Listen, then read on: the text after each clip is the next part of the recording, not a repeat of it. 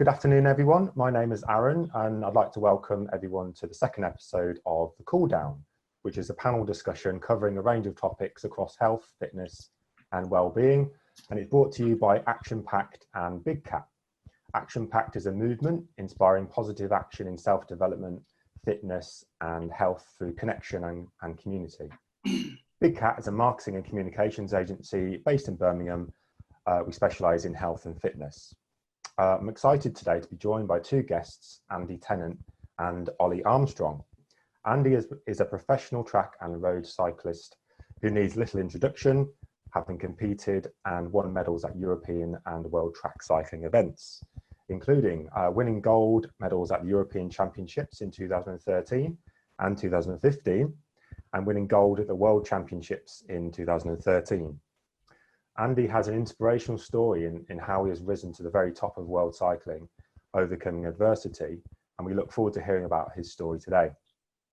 Ollie is lead sports physiologist for the University of Birmingham and Birmingham Track Elite, and he's worked with plenty of athletes and professional sports teams, including Team Wiggins, Sport Wales, Norwich City Football Club, Leicester Tigers, British Swimming, and Leicester City Football Club. Ollie has worked extremely hard to get to where he is now, and we look forward to hearing more about how he's achieved this. Before we introduce our speakers, let me hand over to our host for today, Anthony Tatham, CEO and owner of Big Cat. Apart from running his own business, Anthony does a fair bit of running himself, having completed 2 ultramarathons and dozens of trail and trail races. Anthony, over to you. Thank you, Aaron. Excuse me. Hi, Andy. Hi, Ollie. Thanks for joining us today, and welcome everybody to the second session. I just wanted to start with you, Andy. We'll start with you. So I understand that you had a charmed life and were the fittest kid on the block and were always picked first for school sports. Does that sound about right? And how did you get into cycling? Yeah, sounds very familiar story from my youth, I don't think. For me, I got into cycling, so I was diagnosed with a heart condition at 14 years of age called supraventricular tachycardia. I did some sport before that. I used to swim relatively competitively, like town level. And I did that, and I had the heart operation, and I was a chunky kid, let's put it that way. Wrong side of cuddly is a nice way to put it, PC. And I just had enough of swimming. I swam 6 times a week, but I like the vending machine more than I like the swimming, let's put it that way. And I joined the local cycling club, which was Wolverhampton Wheelers, and I joined them through they had like an open day, was the best way to put it, with all the sports that were run at Olsley Leisure Village. And cycling sort of drew me in, and my friend did trials biking, sort of tricks, wheelies, and these type of things on the bike, which I can't do any of still to this day. And we did a mock mountain bike race. I finished last, which was going to be which is what happened for a few years, let's put it that way. And I just sort of grew into it. I just really enjoyed it. What drew me into it the next day was the bacon butty run. So my love of food got me into cycling, and still keeps me cycling today, to be honest. And that's really how I got into it. I was utterly rubbish as a kid. I certainly wasn't destined for great things. We had countless other sort of under 16s, under 14s in the club, and they were all far better than me, touted to be. In cycling, we've got categories of racing, so ignore your elite professionals, but even in the UK, you've got elite first, second, third, fourth. They were talking about, this guy could be a first cat. It was, you might make a third cat, which is basically if you can ride a bike, you're a fourth cat. Not much better. And yeah, I just, it was a really sort of year 11 at school. So GCSEs is when I sort of started getting better. A guy coached me called Rob, and that sort of pushed me into it. I just rode my bike more, slightly more specifically, not like I do now, but there wasn't the technology then. But that's really what got me into it. And I started to win a few things at youth level, and that was sort of on the escalator of a trajectory of success, shall we call it. Brilliant. And so in your introduction, Aaron mentioned some of the amazing things you've achieved. Could you pick one if I put you on that pressure, could you pick one and tell us a bit about your, biggest achievement? Biggest achievement. Well, what's most important to me, or what I find is the biggest achievement, it might not be in other people's eyes, is like my World Junior Champs. Yeah. At the end of the day, it's only an age category World's jersey. But for me, that's probably my proudest, one I'm most proud of. And the reason being, it was a surprise. That's the first reason. I would call it the catalyst to my GB career. I went into it not expecting to win. I was a world champion before I was ever a national champion. So that's the achievement I'm most proud of. I've only got 2 jerseys up on the wall in my house. The rest are in drawers and stuff. And that's one of them. That's right above my computer screen, actually. And the reason it's there is to remind me when I'm doing uni work that hard work pays off. Because quite often I get a bit frustrated and bored and annoyed and start flicking on web pages. But for me, 2005, that was Vienna. We went over there looking for the team pursuit title, or to medal in the team pursuit. And we were actually reigning European champions. But we went over there. I'm looking at the jersey. I don't know why I keep doing that. So we did that. But to go over there, I think I was about 8th in the European title, or European Championship, should I say, about 4 weeks earlier. And I was really annoyed at myself because I didn't feel like I got it all out. So I didn't feel like I measured my effort properly. It was an outdoor track. I'd never really done an individual pursuit. So it was all guesswork, but I was just annoyed. I thought I could have gone faster. So at the Worlds, I was like determined to make sure that I got everything and left everything on the track. And I coincidentally paced it really well. I think that was more pure fluke than anything. And then, so then I won, which was the best achievement. I preferred winning as a team, actually, but that's my own little individual glory. And then we went down literally with a bang the next day when one of the lads caused a crash in the final of the junior team pursuit, and we got a silver medal there. So there should be 2 jerseys hanging up there because we qualified fast. Yeah, so I went from like elation to like, saying a few strong adjectives very quickly. So yeah, they're like, I've got vivid memories of that one. Whereas like, I don't know, Guadeloupe, let's say 2014, I won team pursuit and individual pursuit in the Europeans, and I can't really remember anything apart from getting told off for playing Nerf in the swimming pool. So that.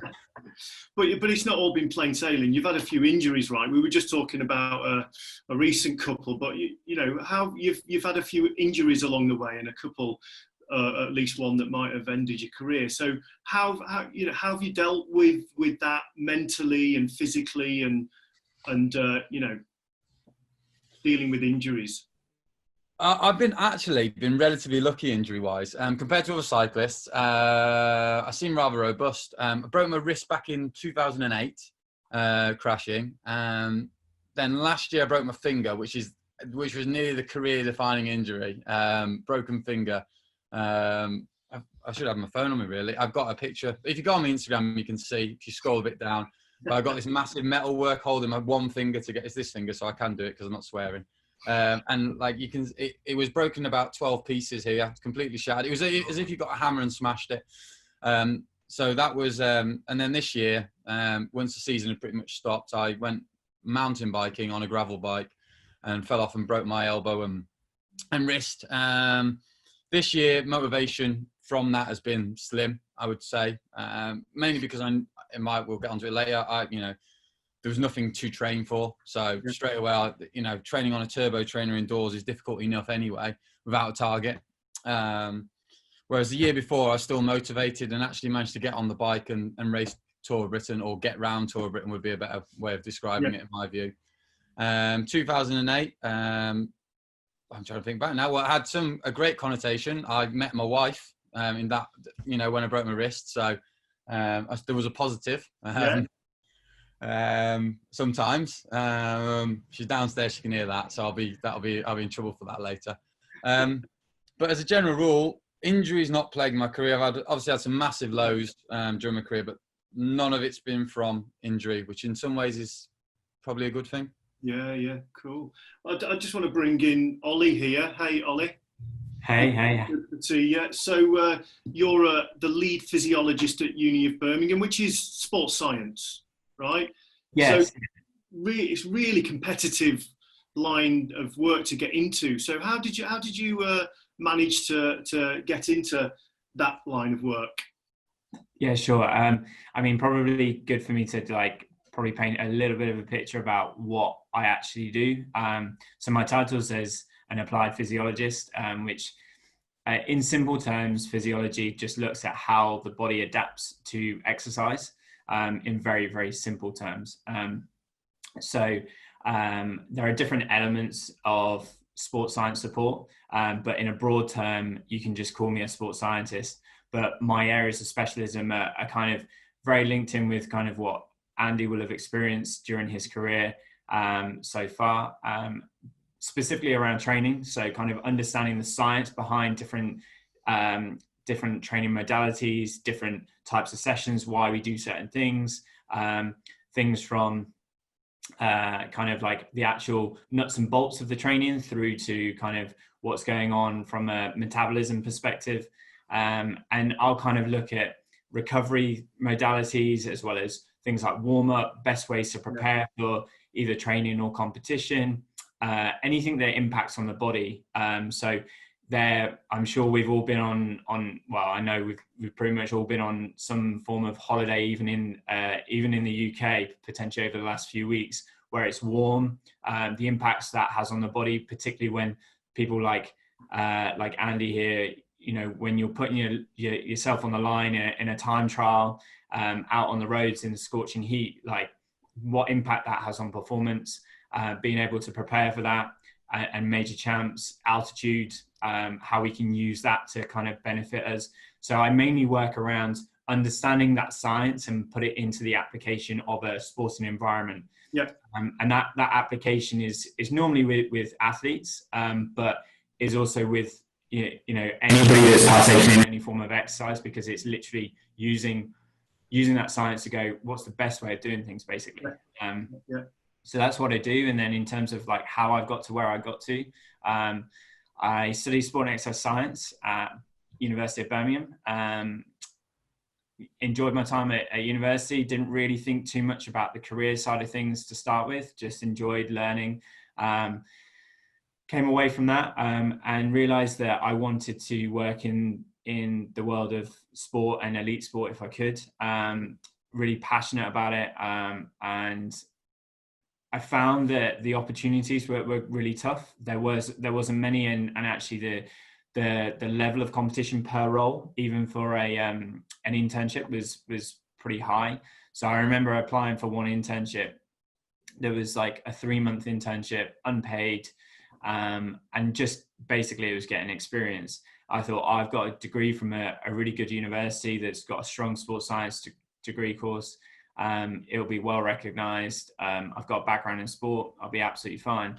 Didn't get an interview, and then they gave some feedback, and there was something like 160 applicants, and there was people that had masters and various bits of experience. A couple of people had PhDs. But what was actually really good at that point was actually getting some feedback about what the other applicants were like. And from there, I then decided and hatched a plan, decided to go on further study to master's level, went to Loughborough. But interestingly, my take on things had changed around, I really wanted to make it a practical decision to kind of go down the career of working in applied sport. So while I was at Loughborough, although I gained the master's qualification, I basically increased my experience. So I worked on 4 different internships during that year. It was also 2011 going into 2012. I got involved with the British Olympic Association, and then London 2012 when all that happened. I did one of my big internships that year was with British Swimming in the preparation going into London. So kind of working with an NGB on the front line with guys that were making the games. And then that put me in a position to kind of springboard onto other opportunities. But I have to be honest, like I've had to graft for it. And, you know, the things that we're, as an industry, we're trying to kind of push out in terms of get rid of, in terms of those like free internships, unpaid internships. Back when I was starting out, that was still a thing. and it was hard. Like I remember in 2012 in the whole of the UK for what I was studying for and trying to kind of go into, there was one job that was posted in the whole of 2012. So in a whole year, you've got sports science has like 15,000 students that kind of like graduate year on year. There's something like 350 courses across the country, 160 unis that do it, and that's just in the UK. And there was one job for physiology anyway. So yeah, pretty tough. I went on to do 2 internships, one in internships that turned into kind of like roles. One in rugby, so pro rugby with Leicester Tigers, and then I moved from there on to Prem football, so with Norwich City, back in 2013-14 season, when Chris Houghton was in charge, and then I left there to go to the Welsh Institute of Sport in the lead up to the Commies in Glasgow, which was fantastic, multi-sport, very different to what I'd been exposed to, and now I've come back to Birmingham, where I head up the physiology support, which involves me having a lab and being able to kind of go out and work with people like Andy, that are individual sport athletes that primarily Olympic sport, but also team sport, and kind of work with developmental athletes that are trying to make those adjustments into kind of like senior ranks, and then go on, hopefully while they're still with us, into kind of like senior international success. So yeah. And so what's it like working with elite athletes? What's the banter like, and what's the difference between team sports and individuals? What's it like working with people like Andy, but also with teams like Wales Rugby and Leicester Tigers? Yeah, so I mean, the relationship side, it would be great to get Andy's opinion on this, but like the relationship side when working in sport is so important, because from a coaching perspective, from an athlete perspective, things are being asked, and like you have to like trust what's going on, but also you've got to want to do it because you like the person as well. Would you agree with that, Andy? Yeah, for me, my best description of how we were was like lads on tour without the booze. That's it. Most of the time, all we did was rip each other. We just ended up taking the mick probably too far at times, but yeah, it was just seeing how far you could push each other, especially when you're locked in we were in Tenerife for 3 weeks on top of Mount Taidi, just ourselves, and then we'd all be on our mobile phones at dinner time because we spent 7 hours riding next to each other, and none of us wanted to engage with the coach, to be honest. And then we'd all be looking for something to talk about. But yeah, we just ended up having. I'm like Peter Pan. I'm like the man that never grew up. That's the best way to put it, because I'm surrounded by young lads, and I'm probably more childish than they are most of the time. 32-year-old going on about 16. The thing with Andy there, I suppose, is that you've probably you've seen it all, right? So anything that they come up with, you're like 2 steps ahead anyway, right? Yeah, I've got the whole bag of the bag of excuses comes out. It's when they come up with some excuses. There was one lad, and so we've got electronic gears now with Di2, and during a race, he obviously felt bad, and was telling us how great he felt before the race, and he was all up for it, and this, that, and the other, and then however many Ks before. He comes around and he's quit, and he's like, "Oh, my gear's broke, and the Di2's not working." And coincidentally, the Di2 wasn't working any longer because he pulled everything out. So we could never discover what the actual problem was, but because he had pulled it all out, so I knew straight away, well, there's no problem, because the first thing you do in the race that was subsequent to that or following that, I had a seat pin drop, and it dropped twice, and then I had something wrong with my gears, and I had 4 problems, and every time I went back to the car, sorted it. I spent more time at the beginning of the bike race in the cars than I did in the bike race, which is what you do. And he didn't go to the cars once. So I knew instantly exactly what he's. I knew 100% he's lying. And the fact he pulled it all apart is just like, yeah, I still to this day rip him about that for the last 3 years, every time he mentions anything. And coincidentally, he now works for a bike manufacturer as a sales rep. So, there's a career for me, at least. That's all that proves. From just jumping back into your question, Anthony, is like that kind of like area around banter and kind of like just what it's like working in different teams and across different sports it very much is like each sport has like a slightly different like culture, I suppose, which you could probably see from the outside.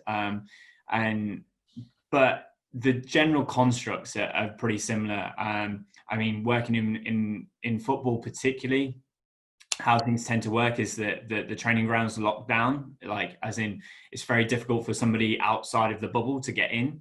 But when you're in the bubble, everybody's the camaraderie is great. You know, like there is banter, but everyone protects each other, you know, and that goes right the way down through like senior level all the way through the academy. Yes, there's banter all the way through, but you know, that's kind of part and parcel of sport to a degree. And then from like a rugby perspective, pretty similar. I would say that the environment's a little bit more open.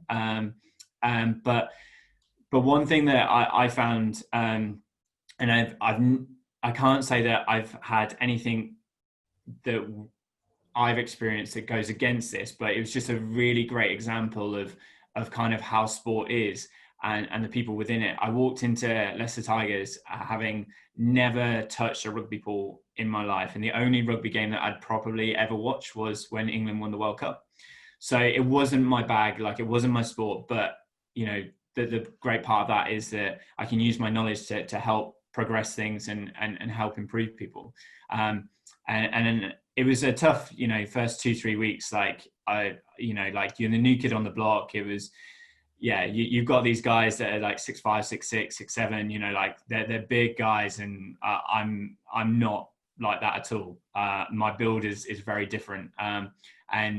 Yeah, I definitely got quite a lot of banter heading my way from all sides, you know, like from colleagues as well as the players and whatever. But what then happened after a month was that, you know, you'd earn your stripes, and that's pretty much what happens in sporting environments. You earn your stripes, people get to know you, and then like you're one of the group. And I remember a couple of times when we were outside of the environment on social occasions, and you know, if anything happened, like everybody like just completely like surrounds you and like protects you. It's a phenomenal environment that once you earn your stripes, it doesn't matter who you are, whether you're, you know, the top paid player or the coach or the manager or the kit man or the intern, like everybody has like an equal weighting in terms of like how they're treated, which is great. Yeah, cool. Wanted to talk to you both about nature versus nurture. So what, you know, do you think, Andy, that you always had the genetics underneath all of that cuddly fat, or do you think it's purely hard work and grit that's kind of got you to where you are? Is there a chance for all of us? I think I am more nurture than nature, unfortunately. I know countless people that are far more talented than I am, that have wasted opportunities. I'll name one, Ian Bibby. He is probably one of the most talented people I've ever met, but yet literally doesn't apply himself in the slightest. He's had plenty of chances to go world tour. He's a prime example of just someone that all the raw talent, but just never applied it. And that's quite common. You see that going up through the ranks as well. But for me, I think it certainly doesn't come easily. I train full on 100%.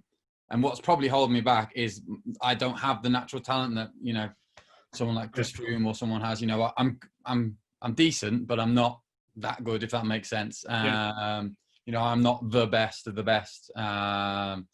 You know, I wouldn't make it to the Grand Slam in Wimbledon. I've just watched something on Wimbledon, so that's why. But yeah, I'm that person. Like tennis is perfect. If you don't win Wimbledon, you've missed out on your career. That's how they see it pretty much. And like I've not got the Olympics, so that's pretty much how I see it. Yeah. It's just missing that one little thing. Do you think it's being that fat kid, that, you know, heart problem, that's what's driven you? You weren't the athlete kid.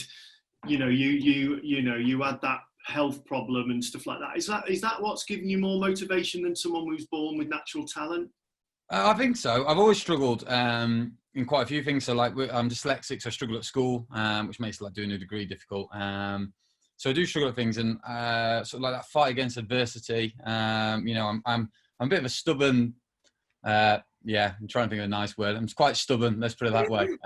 Without swearing. Yeah. I just like to prove people wrong. Nothing gives me greater pleasure than saying I was right and I told you so, especially to the wife. I think we all. That's like a little battle, isn't it? You just like, yes, got a point there. And I'm like that in all things. I like to, if someone says I can't do something, I like to prove them wrong. And that's not changed, to be honest. It's probably the best way of motivating me to do something. Someone says I can't do it, I'm like, well, I can, and I'll do everything I can to prove them otherwise, if I can be bothered. Yeah, good to know. But yeah, that's probably the way I work. I'd love to be more naturally talented, let's put it that way, and have to train less. I'm not going to lie. If I could get away with doing less, I certainly would. Yeah, cool. Well, what's your experience and opinion, Ollie? I would agree with Andy. I definitely, there is certainly like natural ability is definitely a player, and to a certain extent it is going to make a difference, as Andy kind of alluded there. Like when you max out everything, if you had a level playing field of like you had everybody in a particular sport and they did exactly the same things, then like your differentials are going to be natural talent. However, within that, it's important to note that, like as Andy says, it's that nurturing side. How you approach things is so different. You'd never have that context of like everybody doing the same thing. Like different training methods work for different people because different people have different strengths, and underlying physiology is different between people. Some people have got more fast twitch fibers, some have got less. Statures are different. Like if you give Usain Bolt the same training program as somebody else, he would naturally respond differently because of his mechanics. That's a very easy example because we can see it. So like when it comes down to actually making like the difference in how people can get to where they want to, and whatever goals they've got, whether that's like within sport to the level that Andy's got to, or whether that's like myself going out and trying to like better a marathon time or something, or even finish one, to be honest, at this point. It's actually, it's the application of and dedication of what you're trying to do. So it's the application of training. It's the application of like the things around it that will increase your chances of being able to reach your goals. And what I found most important is having like the right people around you. So creating a good network. And I think that's kind of like relevant for kind of business as well as like outside of the context of sport, is like when you come across good people, like making sure that they stay in your network. So, in a sporting context, that's having like a good coach, having a good team, like, hopefully someone like me, if I'm considered that, but it's also kind of like being able to create your own team, if in a different context, like the whole point of going to like, well, one of the points about going to an exercise class is that you're around other people that are motivated, right? Which kind of increases your accountability to yourself to go back. And that will then increase like your body's ability to adapt to things, and therefore get closer to the kind of goal that you want. So yeah, it's definitely a weighing up. That there's definitely both elements in there. And those that we consider very excellent at what they do tend to have like natural ability, but Andy's probably putting himself down a slight little bit there. But definitely the training aspect a lot of the time precedes any form of talent. And in terms of like sport, we see that a lot with like the non-physiology dominant sports, your team sports, your skill-based sports, where, like people in rugby that are kickers, like you don't get to be a good kicker by just like throwing your boot a couple of times at a rugby ball. You have to do it over and over and over again. Same with tennis, so. Yeah. Just wanted to talk to you about COVID-19. So Andy, we just chatting that earlier about how it's affected your season. So what are we likely to see you again this year?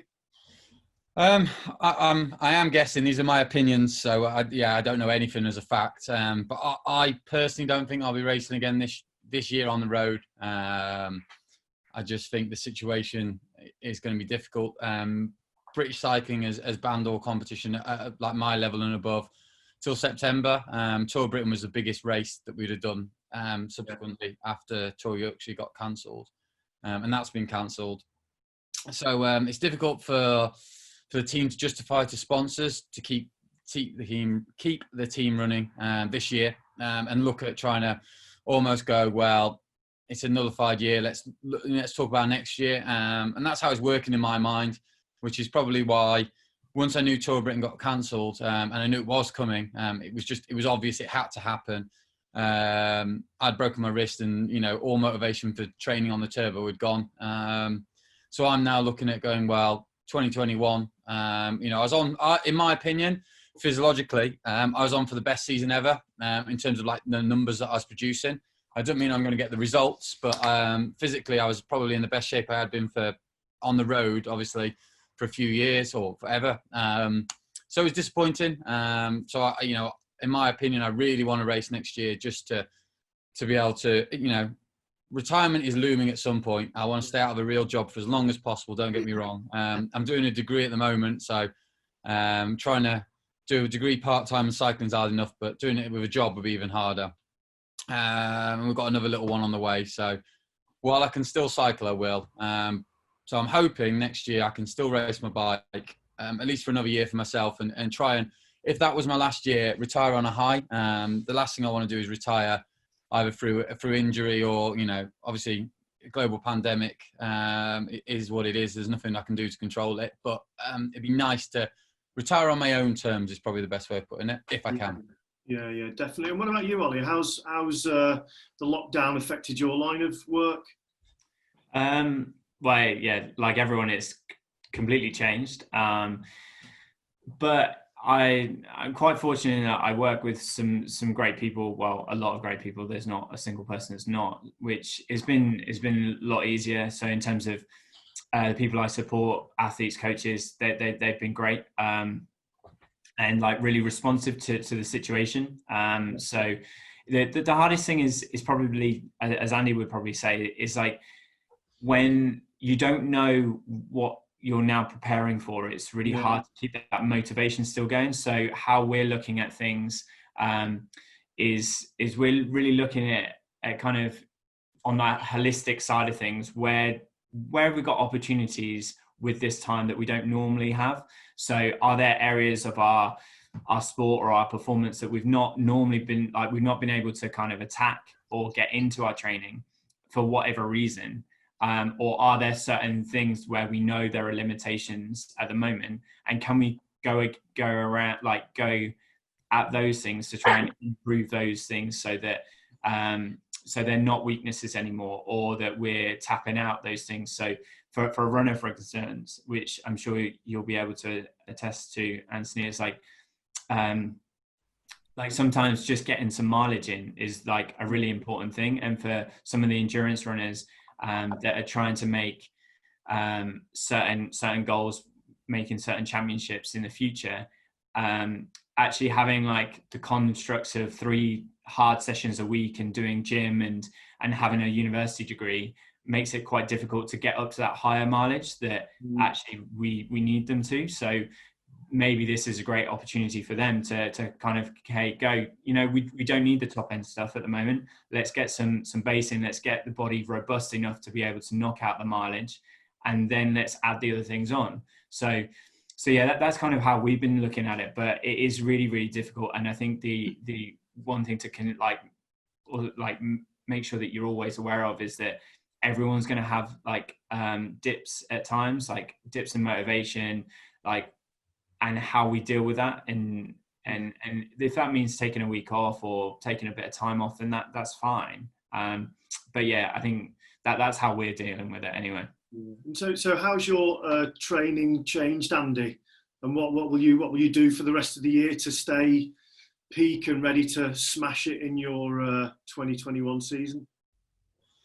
Well, like Ollie was saying, ideally now, when I'm not racing, I'd be banking up stuff that I might struggle to do in the season. So for me, gym or essence strength and conditioning has really come into a forefront in cycling over the last few years, especially for the event I retire from, Team Pursuit. And I've seen a massive benefit in that. Now, obviously, when the lockdown happened, I was a little late to the party, and obviously squat racks and weights just disappeared. So I've got a nice squat bar just sat there. Obviously I can make a squat rack out of wood if I needed to, but trying to get weights was not feasible. So, you know, if I had the opportunity now, even though my cycling motivation's a bit limited, I could at least do 3 sessions a week doing that, and you know, try and bank some of that work. So that would be an ideal. But unfortunately, I've not got weights, just a squat bar. Obviously, when I broke my wrist, that all went completely out the window. But yeah, so I've just had like that break. I've just gone, well, you know what, I'll have a few weeks off. My wife and I also, my wife is meant to be setting up a balloon business, and I am having to get far more involved than I originally would have liked to have done. Are you the chief motor-upper? No, luckily we've got the biggest size helium tank in our back garden right now. But yeah, I've found out that helium is very, very, very, very expensive. But we've got some air blowers and all sorts. But yeah, so I'm just sort of phasing that out. I'm trying to ride a bike as much as I can while trying to juggle a few things. Obviously got the degree. But my motivation's coming back a bit now. I was going to go on the bike this morning, and then I woke up and it was hailing, and I thought, yeah, I've got a whole Christmas of that. So it's an odd opportunity. You know, I've got a feeling I'm not going to race again. So I've got the best part of nine months until I ever race again. So these 3 weeks are completely and utterly irrelevant, really. So my idea will almost be going back to basics, like we're talking about, like the base miles road. So combining that with sort of longer road rides, which would be nice to do in some warm weather. And hopefully I can get into the English Institute of Sport. Obviously, as elite athletes, we've got a bit of flexibility, but, you know, there's Lilleshall near me that uses it, has a lot of para athletes, archery, and some of those are obviously very susceptible to COVID. So I'm not quite sure on the protocol that we're going to be applying. Yeah. Ideally, I would like to become self-sufficient. So I am on the lookout really for weights, because if I can get 100 kilos of weights, then I can at least squat at home and do bits and bobs and get that going again. And then by October, let's say, hopefully, gyms may be open and I can start pushing it on. But yeah, for me, that's it. So trying to focus on the things that I may not have had time to do before, maximising the time I'm spending with my first daughter, because we've got another daughter in October. Wow. So yeah, that's all going to become currently thick and fast. So yeah, long rides will be difficult then. I'll be desperate to do 6 hours on the bike, because that'll be the easy option. Way easier. So yeah, there's a few, I'm sure, weekend warriors and amateur cyclists on the line. So could you talk to us about like race prep? I know bacon sandwiches were your fuel in the early days. Is that still part of your regime? And what's your kind of race day prep, week leading up to it? Race day prep's pretty boring. Our race is normally at 1 o'clock. So for me, I have porridge and omelette pretty much 90% of the time for breakfast when I'm racing. I eat that at home as well. It works. It's perfectly fine. So that's pretty easy. Day before's mainly spent traveling with a sort of a pre-race ride. Depends on where we're going to. Obviously, if we're in Holland, I probably travel down Friday to London, and then London to Holland on the Saturday, or on the Saturday, yeah. So that's all my easier days. But I pretty much train up to the Thursday. What that looks like varies between the days. So my longer rides will probably be maybe on the Wednesday. I'll do a shorter, more intense session on the Thursday. Normally I would have done gym on the Thursday evening maybe. During the season it reduces in terms of volume, but you try and keep the weight, Ollie can talk about this more, keep the weight at your lifts, or what you could do.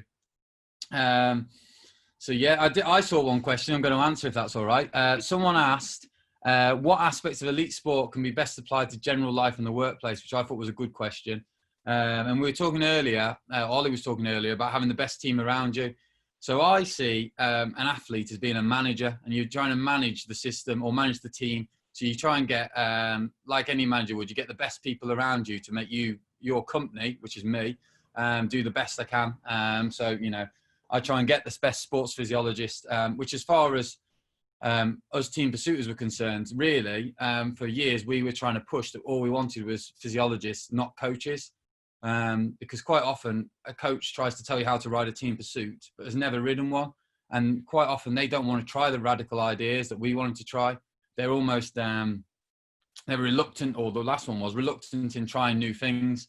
And there's a team called Who What Bike, who have totally radicalized team pursuits over the last couple of years, totally changed it. And what they've done for team pursuit is so innovative. Every nation is looking at the event completely differently. So we always wanted we want people to make us go physically faster. The technical elements, the bike riders were the best at. We don't need someone, you know. So that's from my aspect. So we were just trying to look at creating the best team around us as possible, and communication, I think, were the key aspects of a great team. The fact that we can all rely on each other, and none of us ever got angry at one another, because we're all in it. Sport is really tough. You know, it's not the training, it's what you give up to be there. And we all gave up so much to be there, and we all wanted to win.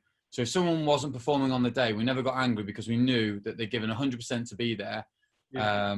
And they'd done everything they could. And that was my motto. And obviously I missed out on the Olympics and stuff, but I can look back with, I don't look back with a sense of guilt, which is nice. You know, there's always the air of disappointment. You know, I'd have loved to have ridden, but I can look back and go, well, was there something I could have done differently? And yeah, there's little bits. You can always pick little bits, but as a general rule, I did my best. I tried my hardest with the training I was given. You know, I maybe doing something different training wise would have been better.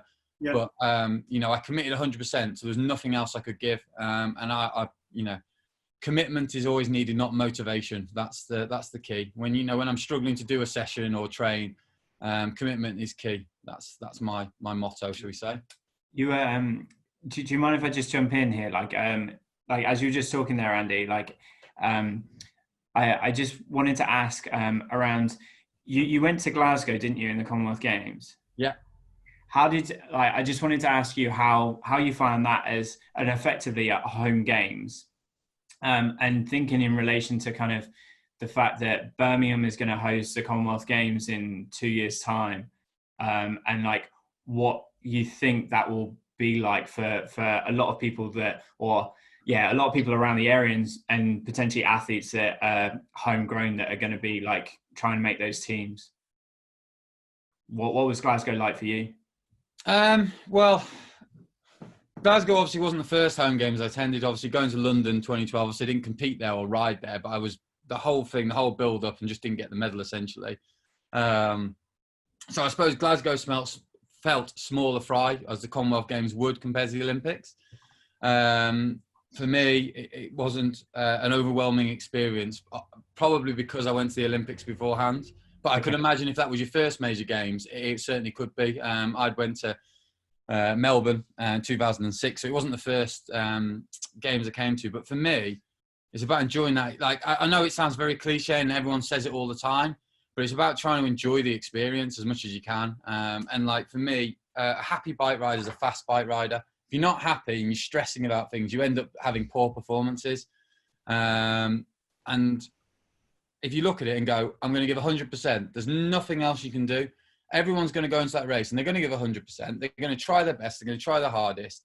And the result will be what it is. Now, you know, whether you're happy with that result or not, you can't control that. So I know this is a bit Steve Peters-like, but that's the way I try and approach things. And it's particularly easy, or I find easier in sort of road racing and mass events than it probably is in, say, like Usain Bolt in 100 meters, because it's all down to you then.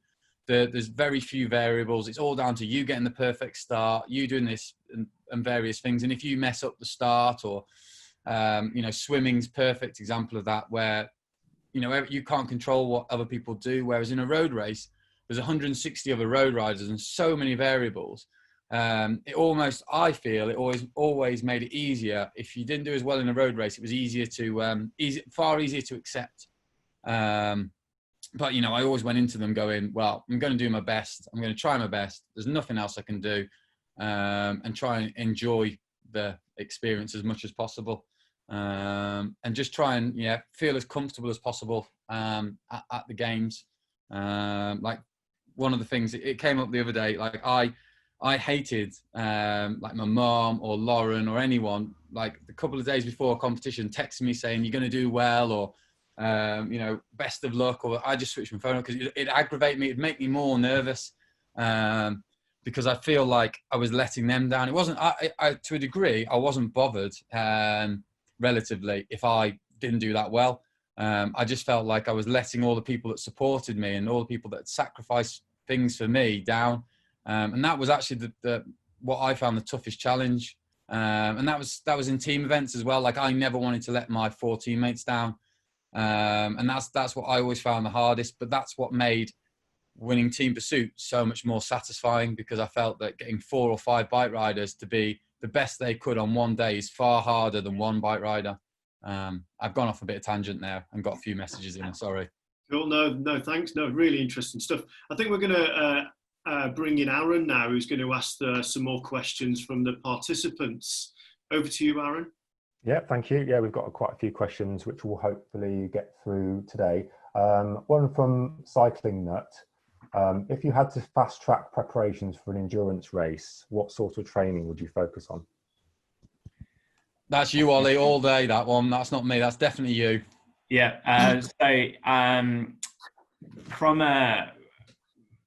From an endurance perspective, one of the things that I've seen across different athletes that I've worked with that seems to be kind of, shall we say, like underdeveloped. So it's quite an easy way to kind of get that fast track essentially is threshold training and trying to get that right.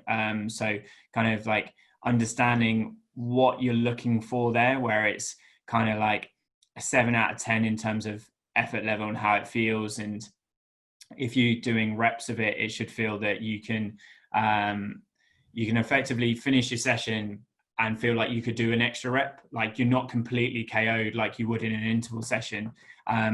That's like that kind of training is really good for being able to be economical with your metabolism. So in terms of the energy stores that you've got, then obviously in terms of endurance, as long as you're fueling well, obviously in terms of cycling and then in long endurance running events, it's going to have a big impact.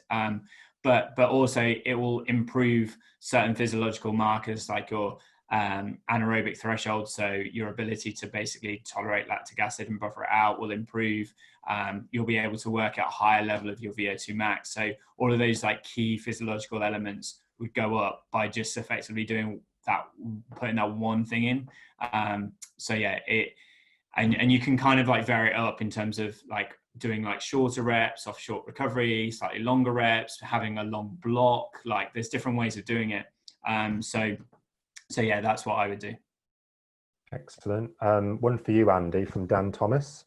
Do you have any weights routines that we can use online?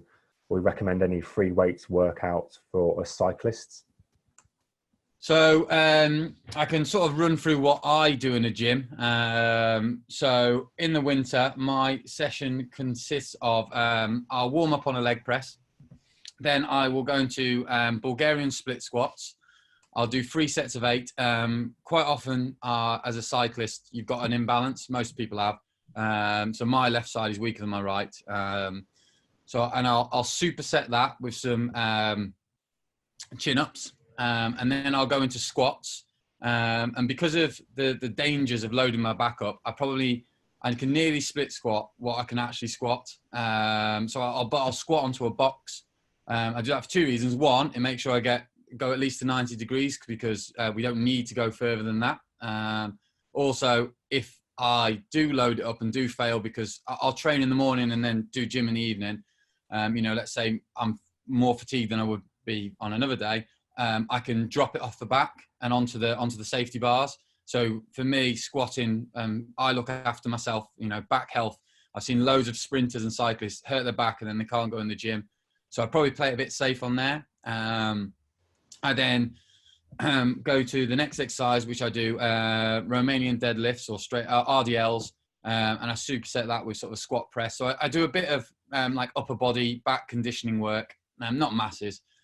And then I do step ups onto a box with a bar on my back and superset that with bent over rows. So they're all compound exercises. So none of them are particularly heavy, these accessory exercises.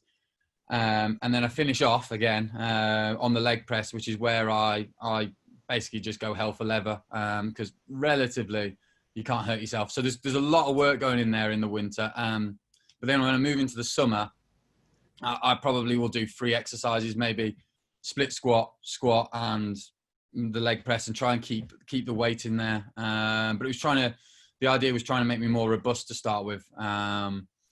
So I could try and get that down on a piece of paper, but I'm no expert at S&C. So it's S&C done right is absolute, for me, is a game changer. I'm sure Ollie will agree, but S&C done wrong is also a game changer in completely the wrong way, and your season will be written off. So if anyone is wanting to engage in S&C, I personally would really recommend spending a bit of money and getting some professional advice, not just taking my word, because form, I'm sure Ollie will agree, form is so important. Like, you could lift 100 kilos, but if you're doing it badly, it's a waste of time. So form is key. So Dan, if I was you, let's put it this way, that if you're spending 30 quid a month, let's say, on an S&C coach who really knows, there's a few cycling specific ones out there on Instagram that used to work with BC. So I know they're out there if you do a bit of Googling. Your 30 quid a month, let's say, for 6 months will get you, a good idea of the program that you need to put in place. That'll give you far more return than spending 300 quid or 150 quid on a new saddle or a pair of wheels or any of these things. So that would be my advice. Excellent. I'm covering my own back a little bit as well there, but that's what I would say. I pay someone to help me, so I think that should tell people what.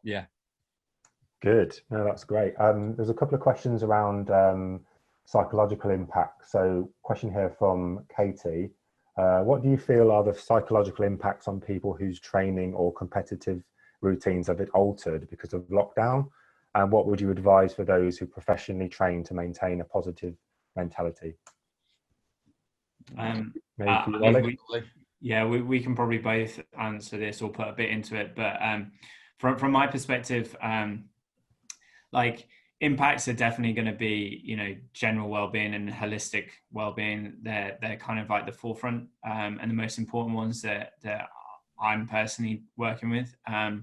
But from like an actual training perspective, whether that's, whatever your goal is, whether it's to be an Olympic champion or whether it's, to kind of get through the caps, go higher in cycling or half marathon goal running wise, or any other sport, I think it's the impact of not training in terms of that's probably going to be the biggest impact, to then come back to training without having done the preparation work.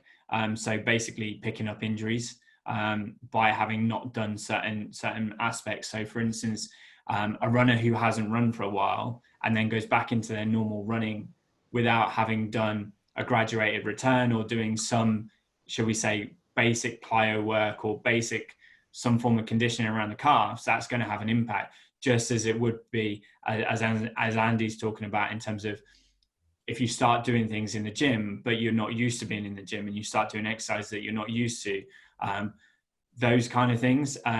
There's probably quite a few people, probably myself included, that's trying different things at this point, which is really good. Engage yourself with different things, but also just be aware of what your background is. Ease yourself into those things, because it's time that you're not doing your thing is going to probably have an impact when you come back. Does that make sense? Every athlete's probably going to need a break at some point, mentally and physically. But in terms of actually kind of using putting something in place strategy wise, I think things like having virtual races, which have kind of come on. Obviously Zwift is ideal for cycling. There's some virtual racing within the running world as well. But even just having time trials, and I don't want to steal any of Andy's thunder here, but segments on Strava are a really good way of kind of having something in there where you've got a record of segments that you've done in the past. So you've got an element of judging yourself where you're at. You and your coach, if you're doing it professionally or you're an athlete, you and your coach will know what your targets are. Maybe try doing something that's different. such as if you're a track runner that's doing like an 8:15 kind of runner, then try doing 500, 600 meter time trials, a K time trial, just like vary it up, and the same whatever activity, just start putting different things in that you're not normally going to use as like a marker, but you can use it to motivate yourself. Brilliant. And then final question, perhaps for you both, any brands or technology that you would recommend? Obviously you talked about Strava then. I mean, I'll just jump in from like a heart rate perspective. Like basically data is really good. It gives you feedback and tells you kind of quite a lot of information. Is part of a puzzle, like it's a piece, and you're trying to understand like the whole puzzle and what it looks like. But when you have information, it allows you to actually look at it. So heart rate is a great one because you'll see a decrease in heart rate with increased fitness. You'll be able to track it and those kind of things. But what I would suggest technology wise, Alex, is around trying to get a heart rate strap that goes around the chest rather than using something that's on your wrist, just because the technology is not quite there at the moment. So you'll get a better signal. And then Garmin or Polar is my favorite for kind of heart rate, but Garmin's pretty decent too. And I know in the cycling world, Wahoo is used quite a bit too. So that would be my number one. My number one's from Specific Cycling. Unfortunately, we're going back to the thing that technology is not there in all aspects, but mine would be power cranks. That's what's really revolutionized training in cycling. Now, unfortunately, steer clear of any one-sided cranks. For a start, I spoke earlier about imbalances, and you're just increasing the likelihood of just pointless data. There's some I'll call them random number generators is what we call them, and like you look at people's power, and the problem with like Swift racing, there's discrepancies between the same crank on the same day. Now, some of them are more accurate than others. So Info Crank and SRM are some of the better brands, whereas there's some other brands that are slightly more hit and miss. I'm not going to say any names, but there's discrepancies between brands as well. So I think Ollie will correct me if I'm wrong here, but I think SRM quote a 1 to 2% accuracy between the same crank between different days. Info Crank's around the same. Most, I think, if they're good, are about 3 or 4. But then between cranks, there could be a 10% variation quite easily between what an SRM may read and a Stages may read. So you need to not compare your numbers to other people because you can't do that. And there's no quantifiable what. So that's the first thing, which makes the Swift and all these online races a little bit sort of suspect, irrelevant of whether people might be manipulating their numbers. Even if everyone was trying to do everything perfectly and well behaved, between two Wahoo kickers, there could be a 10% discrepancy. And, you know, if you're doing 400 watts and someone's getting plus 10 and they're doing 440, and I had one that's minus 10 and I'm doing 380, I've got no chance. So, but for me, investing in a good pair of power cranks is what I think has really brought on cycling in the last few years, and being able to, because you're talking about heart rate, obviously for heart rate, for you to see the response in heart rate, it takes a minute or so, doesn't it? Whereas if I'm doing 30-second efforts at 700 watts, my heart rate will never really respond to that. And by the time my heart rate's gone up, my effort's ended. So that's really a real game changer, I would say, in cycling, and allowed you to have real specific zones and work on, like you say, your threshold or your VO2 and these types of things. So that's the one thing. But data is completely and utterly useless unless you know what you're doing with it. So that's where you need to pay or get a sports physiologist who can help you go, this is your weakness, this is your area that you do need to work on. Otherwise, you've just got a nice, pretty number on a screen, and that's all it is. And then the other thing, slightly different, which is I would ride shorter cranks. That's my little tip. Everyone, it used to be years and years ago, everyone would be like, oh, you need 180 mil length cranks because you need leverage. But I can tell you that shorter cranks are faster aerodynamically, and they open up biomechanically, open up your hip angle. So all these people that want these long cranks, change your mind. Brilliant. Well, we'll run out of time, but thank you very much, Ollie and Andy, for your time today. I really do appreciate it. Thanks, Anthony, for hosting, and thank you for everyone who have asked questions today. We're taking a break next week, but we'll be coming back the following week with a couple more guests. So thanks for the time, everybody, and have a good day. Thank you. Thanks for having me. Cheers. No problem. Bye. Bye.